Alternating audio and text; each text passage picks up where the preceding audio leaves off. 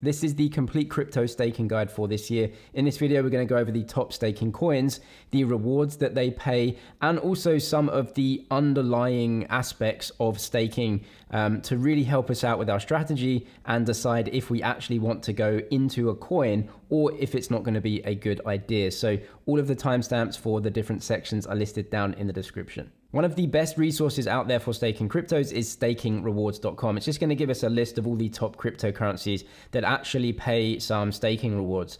Now, the main thing we can look at when comparing any crypto and the yield that it pays is the adjusted reward. That's right here. The reward isn't really that important because of something called inflation, and that's the main thing we need to look at when we are choosing a cryptocurrency. So what we can see is that Ethereum pays an adjusted reward that is the same as the reward, which is 4%. So Ethereum isn't creating new tokens just to pay out as staking rewards. As we come down, we can see a few cryptocurrencies that actually are doing this. Cardano is one of them. For the moment, there's still some inflation in Cardano that will end fairly soon. But as you can see, the adjusted reward is basically flat because those staking rewards are coming from the creation of new coins through inflation instead of actually just fees getting paid on that network. Now, BNB chain, you can see the adjusted reward is positive. Solana still has inflation. So it's important to understand if we are getting rewards from the creation of new coins or from actually fees paid on the blockchain. Before we choose the coin with the highest rewards, then we can actually look at which coins are paying rewards through inflation versus paying them through real profits or fees that are charged. So as an example right here, we've got ADA, which is paying rewards of around 3%, and it's paying those through the creation of new coins for the most part. So if it creates 3% new coins in a year, let's say, and it gives you them, and then it also gives everyone else those new coins, if it's created 3% new coins and the project is worth 10 billion, it's still worth 10 billion. There are just 3% more coins. And so that value is split up over more coins. And so all else being equal, you're not actually getting more value. So if you had $1,000 in a piggy bank and two people owned one share each of those shares is 500. If you have the same piggy bank and you just create more coins, you're not creating more value.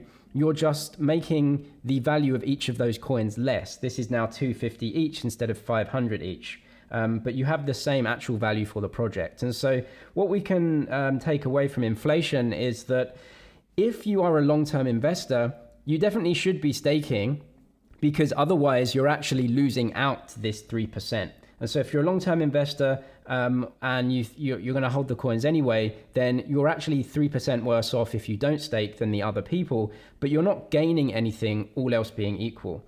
Now, what we also have to keep in mind for cryptocurrencies is the total supply. Inflation itself isn't great. It's definitely a weight on the price if people get those coins and sell them. But if in the end there is a limit on the supply, that actually takes away some of the downside of inflation initially. This goes for Bitcoin as well, which does have inflation and will have a fixed supply. So as you can see, Cardano here does have a fixed supply. The inflation started off fast and then moved over. We can also see this for ApeCoin as well. So ApeCoin is not really a currency. It's not a blockchain, but it's more of an application or a token built on a blockchain.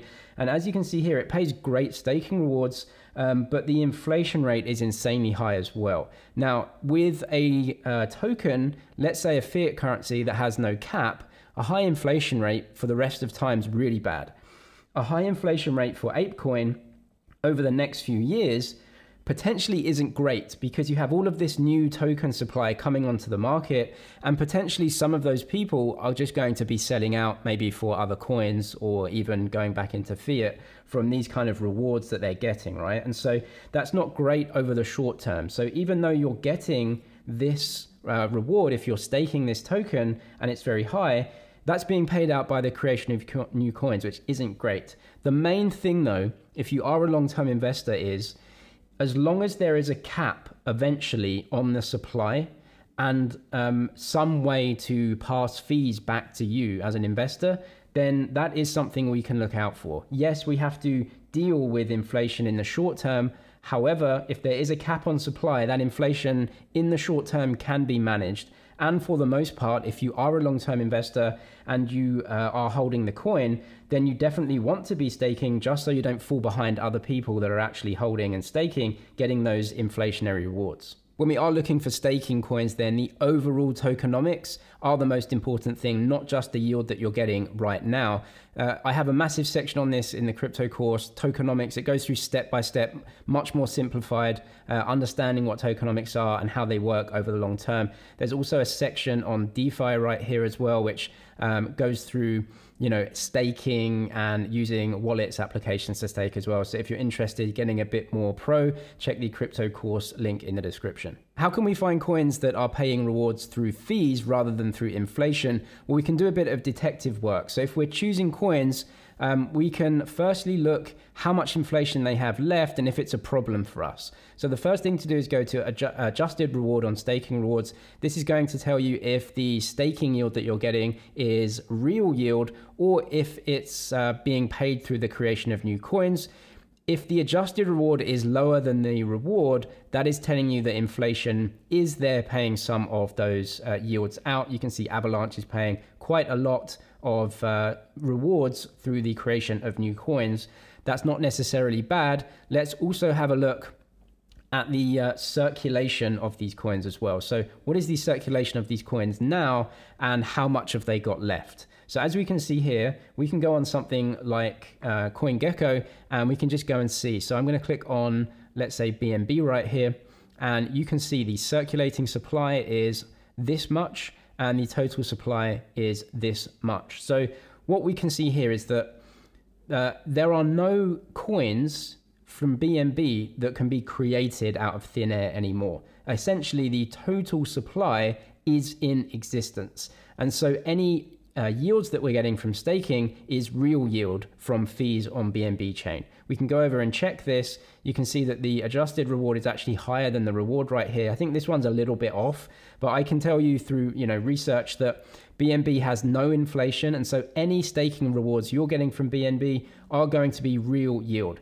Now that means that this coin has some sort of fundamental value and yield, and you can use it to compare to other coins in terms of the yield that they're paying, and you can actually invest in these coins through yield differentials and which one's paying you the best yield, risk, reward, and everything like that. So we can very easily do this for all the coins. BNB, 100% of supply, so no inflation left. It's generally a good thing.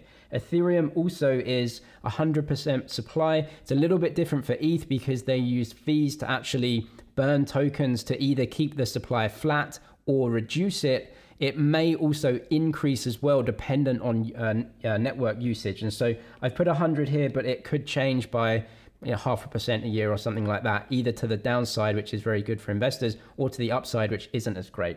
Now, you can see Cosmos actually has unlimited supply right now. Not great. So if you're getting a staking reward of 5-10%, well, that's the creation of new coins. So it isn't great. Now, the price can still go up. It's not like it always goes down, but it's definitely not as investable as something that has 100% of the tokens out and is giving real yield. That's just better for investors. You can see ADA has almost 80% of its supply in existence now, Matic 90%, and Avalanche 43%. As an example right here, with so much token inflation left and token supply left that's coming onto the market, you can see that Avalanche has fared slightly worse than its competitors during this bear market, which I'm making this video.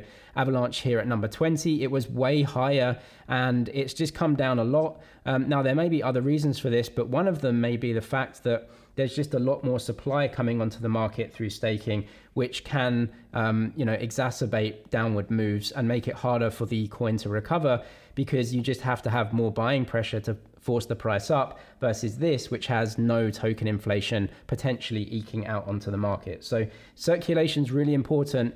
It's not terrible if you're a long-term investor like here and you know that there's going to be a cap on supply and you think that ApeCoin is going to do well and it's going to have demand, then inflation isn't necessarily terrible if you're a long-term investor, but it definitely will have a negative effect compared to coins that have the vast majority of their inflation done and they're paying more and more real yield over time. When investors want to stake, then they'll do so through two avenues. One is through centralized exchanges, and one is through decentralized wallets and decentralized providers. So let's go through some of the pros and cons of both of these. Centralized exchanges like Binance and Kraken, they offer staking services, and they may also offer earn services as well, which are different. So I'll go through the differences of those.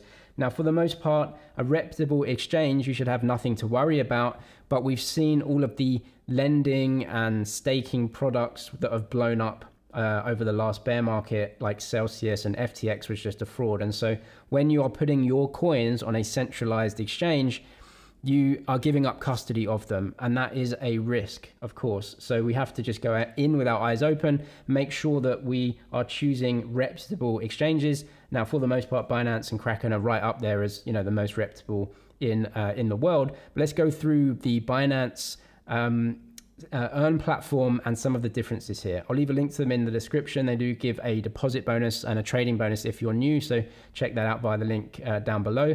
But on something like an Earn product on an exchange, you may see two different options. One is staking and one is savings. Now, savings, or simple earn as Binance call it, is where you actually lend your coins to traders on their system. Now, on Binance and other exchanges, traders will trade on leverage or margin, and they'll have to borrow coins if they want to go short. They pay an interest for that. And so what Binance is doing is just sitting in the middle and saying, if you lend your coins out to this trader, he'll pay you an interest rate in the meantime. And then when you want your coins back, you can get them back. This is something that happens throughout finance in the stock market as well, when you can lend your stocks to someone and everything like that. So that's it. And if it's managed properly, it shouldn't have too much tail risk. But there is, of course, always risk if you're lending coins out. Now, for the most part, it's all managed. However, that is lending money out, which is different to staking. Staking is where you put the coin on the blockchain and then receive the block rewards. And so it's very, very different in terms of the risks. You should read the T&Cs and be very familiar, and just go in with your eyes open if you want to use a savings product versus a staking here. As you can see, staking product, Binance will just do all of the background stuff for you. They'll stake the coins. You don't have to use a wallet, etc. So if you want to stake Ethereum, you can do that right here. You can buy ETH in your spot wallet, stake it right here, and that's it, and they'll give you that coin back. I've got other video guides on staking Ethereum on Binance as well, because there's a few steps and a few things to know. So I'll link that in the description if you need some extra help there. The other option we have is to take custody of our coins and then stake them directly. So the way you do that is by putting them into a wallet where you can stake them. Each and every chain will have its own dedicated wallet. So if you want to stake Avalanche, just look for Avalanche wallet. Cardano has Yoroi and so on. You can search for those wallets. I've also got video guides on all of the top coins and how to stake them specifically step by step. So I'll link all of those in the description. Most people will use a MetaMask wallet, which is a hot wallet, or a Trust wallet, something like this. Or for the most security, you will get a ledger and then put the crypto on the ledger, and you can actually link the ledger up to MetaMask and stake a lot of coins like that. You can also link ledger up to a provider like Lido, who kind of sit in the middle here. I'll go through how that works. So decentralized wallets do have some extra steps. So we can look at that right now, which is on-chain staking. So on-chain staking is where you buy a coin, you go to the official wallet and you stake it right on the blockchain, and you get paid that reward in your wallet, and that's it from the blockchain. This is the least risky thing I think you can do, because you're storing the layer 1 coin on the blockchain and just getting those rewards. So there's no leverage, there's no counterparties involved, there's no centralization. You just have to make sure that you can keep your wallet keys safe and keep your recovery phrase safe. A very quick example of how to do that, come to a native wallet like Yoroi here. You can actually link a ledger device up with Yoroi, which is great. So keep your coins as safe as possible. Link it right up to the wallet. Come to the staking tab. It will be called staking or delegating right here. And then you can just choose a stake pool or a node or a validator, delegate to them. And there you go. You have your coins coming back to you. This is layer 1 of staking, the basic thing you can do. It's the lowest yield, safest, it's solid, nothing's going to happen, there's no one in the middle. So this is safe and solid, and you just get the basic blockchain rewards. If you want to see how to stake Cardano, Sol, BNB, or all the others, Links to those videos in the description. One of the major drawbacks of staking on most blockchains is that you have to lock up your coins when you stake. Not a big deal if you're a long-term investor, but you lock them up and you can't do anything with them. If you want to sell them, you have to unlock them, and there's a bonding period which could be anywhere from 9 to 21 days depending on the coin, which isn't great, right? If you want to sell the coins, then you have to wait 9 days to sell them. It's not great. And so what's happened with EVM chains, which is Ethereum virtual machine, is that there's providers that provide something called liquid staking. And this is what most blockchains use right now. Cardano doesn't use it because it doesn't need to. It's very different. You delegate to a wallet and you can actually use the coins in your wallet through DeFi. You don't have to use a staking provider or anything, but most chains you do. And so this is how liquid staking works. Instead of going to the blockchain wallet and staking yourself and bonding the coins for a certain period of time, you just take your value in the coin that you want to invest and you stake it through one of these providers. Now, these guys are centralized entities. They're applications and they're written by humans, but they're smart contracts, right? And so they write these smart contracts to, you give them the coin, they actually stake it for you, but they also give you something in return, which is a staking derivative, a liquid staking derivative, otherwise known as LSD, liquid staking derivative. So you get this coin that is accruing staking rewards, but also is liquid, which means that you can sell it straight away if you want to. Now for this, they take a fee. Let's say they take 10% of the fee. They also often run validators as well. So they'll actually run validators in the network. They'll help secure, they'll do all of that kind of infrastructure stuff. They take a small fee for it and you get the staking rewards minus their small fee.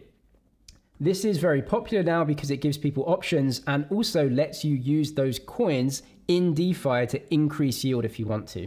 This is Lido right here, by far the most popular and the biggest. You can see they do Ethereum staking, they pay 4.8%, Solana 7.2%, Polygon 6.3%. Now, all of these have a lockup, especially Ethereum as of making this video, but they are going through with the Shanghai upgrade, but won't talk about that. The lockup right here on these coins is like 9 to 20 days, something like that. And so it's an issue. If you stake with Lido though, they give you this staking derivative in your wallet. It accrues the yield for you, but you can use it across DeFi. This is Stader as well, who do many coins. So we'll go to stake now and see what we have here. If you want to stake BNB coin, they pay 3% right here. You can connect a wallet like MetaMask. You can get your BNB in there and invest it. They'll give you this coin, this BNB X coin that accrues staking rewards, but you can sell it on exchanges as fast as you want. And this is all decentralized. This is not centralized. And so you can't use these coins on most centralized exchanges. So this is liquid staking with, your own wallet. But this is a way to actually remove the lockup and the bonding period, plus use your coins in DeFi to try and get higher yield from them. This is how traders earn extra yield on their staking coins. And it is very complex, but I'll try and explain it, and stick with me here. So every time that you use a more complex strategy, or you use more applications or more network providers, you're increasing risk every time and the potential for something to go wrong. And so I'll highlight the risks, throughout this as well. I don't want to put my name to any of these providers or any of these strategies. It's just what traders are doing. So the way you increase yield is by taking the staking coin that you have and putting it into some sort of strategy, either a lending strategy where you lend it out on a market to then earn, lending fees, or you put it into a decentralized exchange where you earn trading fees from other traders. You put it into a liquidity pool. I've got videos specifically on all of this, liquidity pools, exchanges, and everything. I'll leave those in the description as well. But what people will do is use a liquid staking derivative plus the L1 coin together in a liquidity pool, and they earn trading fees from traders. So as an example right here on ETH, you have ETH and staked ETH, which is the staking derivative. Staked ETH pays the staking rewards, but you're also getting fees from this liquidity pool. Now, what's great about this is that these two coins they should have the same value more or less. And so you're still keeping your exposure to the coin that you want to gain exposure to. So that's obviously very good. Now what you do is you go and find a protocol that is an exchange like Curve Finance or PancakeSwap, whichever blockchain it's on. And in the protocol, in the exchange, you'll get those trading fees from traders. So people will swap the coins and you'll get the trading fees, plus you'll be keeping the staking derivative, so you're keeping those staking rewards as well. The exchange may pay you some incentive tokens as well in their own token. So what you can do after you get enough fees and incentive tokens is then sell them back into these coins, which is the ones that you want price exposure to. And that just goes round in a circle where you're getting fees and rewards, selling them back into the staking derivative and the LP, the LP coin, which is this one, and then just, increasing your yield over time. Now, that's incredibly difficult, but there are these things called aggregators, which we'll have a look at, which do it all for you. So you basically just invest the coin that you want, and something like Beefy, probably one of the most popular yield aggregators. There's also Yearn Finance as well. They'll choose the protocol, they'll choose the blockchain, they'll get all of the fees and the rewards, they'll sell all those fees and rewards, and they'll put it back into the coin that you actually want to invest. So they do all of that for you in a smart contract. So I'll show you that now. So firstly, we get the staking derivative. So in this occasion, we have BNB coin, 3% as a staking yield. Then you go on to something like Beefy, which is a yield aggregator. You choose the chain. You can see that the BNBX, which is the staking derivative, plus BNB, which is the L1 coin. This is a liquidity pool. It's paying 23% right here with a boost APR, so incentives and everything like that. It's, putting everything in the strategy along with many other investors, because this is a smart contract that's doing this sort of automatically. So many people put their coins in, do this, get the fees and rewards, pass it back to BNB. And so what you're doing is getting 20% yield on the coin that you want price exposure to. You can also do it with Ethereum. So we'll look at the Ethereum chain. We're going to go to staked ETH, and you should be able to see it here, wrapped staked ETH and ETH, as you can see, and staked ETH, paying 3% and 7%. So this one isn't actually good because it's paying less than normal staked ETH, so you wouldn't do it. This one maybe. So let's go over the risks right here. Well, firstly, every time that you're using a staking provider, you're increasing risk. If you're staking on the blockchain, this is like the least risky. Then you're using a middleman or an infrastructure provider, that's a risk. Smart contract risk, rug pull risk, insider risk, right? That is definitely a risk, and it has happened for some other providers. So definitely is something that can happen. And then when you're using an aggregator or an exchange, you've got smart contract risk, you've got rug risk, hacks and everything like that. These do happen. And so these are risks that you have to be aware of that definitely can happen. So when chasing yield, even though it seems like it might be quite high, the risks may not be worth it. The tail risks may not be worth it just to get a little bit of extra yield. Everyone can make their own decision as to how much they want to invest in these strategies or not. How about earning passive income with Bitcoin then? Well, we can't do that with Bitcoin because it's a proof of work crypto. You can't stake it. It doesn't pay staking rewards. So there's really two ways to earn extra yield out of Bitcoin price exposure. I'll go over them now and some of the risks of them so you can make a decision whether that's right for you. So the first one is through lending, and then the second one is what we just saw, which is providing liquidity on exchanges. So firstly, we cannot use Bitcoin in DeFi. It doesn't work. So what happens is you get these tokens that aim to have the same price as BTC. So this one right here is called wrapped Bitcoin, WBTC. What happens is there's a centralized custodian called BitGo. They buy one Bitcoin, they put it in their wallet, and then they create the wrapped Bitcoin on the Ethereum blockchain in a 1-for-1 ratio. So everyone knows that if they have wrapped Bitcoin, they can go to BitGo and redeem it for 1 BTC on the Bitcoin blockchain. And so it keeps its value. So you retain price exposure to Bitcoin, but you're not holding Bitcoin. You're holding a wrapped coin by a centralized custodian. So there could be risk there in terms of the custodian, centralization risk, etc. So that's more risk on top for sure, rather than just holding BTC. Then what they would do is go and put it on a lending protocol like Compound or Aave, and you just get passed back yield. I'll show you this very quickly. You can see on the Arbitrum market on Aave, wrapped Bitcoin down here is yielding 0.48%. So the reason for that is it's fairly low risk in terms of most borrowing on Aave is over collateralized, meaning if someone wants to borrow $1,000, they need $1,200 of assets on there to borrow. And so you can see, because it's fairly low risk, in terms of lending anyway, all else being equal, the yield is very low. That just is what it is. But of course, you've got centralization risk here for the wrapped Bitcoin. Then you're using protocols and other blockchains again. So, it all just piles up bit by bit. Now, the other way is to provide liquidity, as you can see here. The downside of this is that, yes, you need wrapped Bitcoin, but you also need another version of wrapped Bitcoin in some ways. So if we can see here, what we can look at is the different versions of BTC that are on different blockchains. So you have SBTC here, and you have wrapped Bitcoin, which we've seen. If we go down, we have these two, SBTC. There's BTCB, which is the Binance version of wrapped Bitcoin. So you have all of these different versions of coins that have their different centralization risks and potential to have something go wrong with them. Now, if you're happy holding them, you can see that you can provide liquidity and make 4.65% here, 5% here, which is obviously a great yield if you're holding Bitcoin.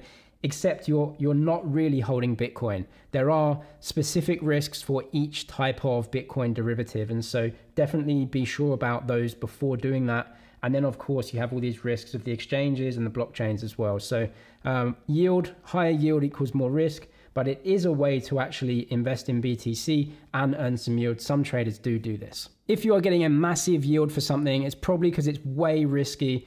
So there are many different risks. These are the 4 major risks. Asset risk itself, if you're buying a coin to stake, the price can go down. If it goes down 50% and the staking yield is 5%, you still lost loads of money. You also have protocol risks. If you're doing any of this DeFi stuff, there have been hacks and lots of other things. These do occur, so these are a risk.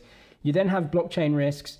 If you're staking a coin directly on Ethereum, it shouldn't be that risky, right? It's kind of the least risky method. But if you're holding a derivative Bitcoin instrument on a smaller blockchain, on some, random DeFi app, then the risk probably is quite high of hacking or something going wrong. And then there's just outright fraud and rug risk, which none of us can really plan for, but it's something that we can plan for by just staking directly on a blockchain, and then you shouldn't be rugged or defrauded in any way. All of the other videos and resources I mentioned in this video linked down in the description. Crypto course linked down there as well. If you want to get way more pro, we have private Discord groups that talk about all of this stuff every day, so check that out if you're interested. I'm James with MoneyZG. Cheers for watching, and I'll see you in the next one.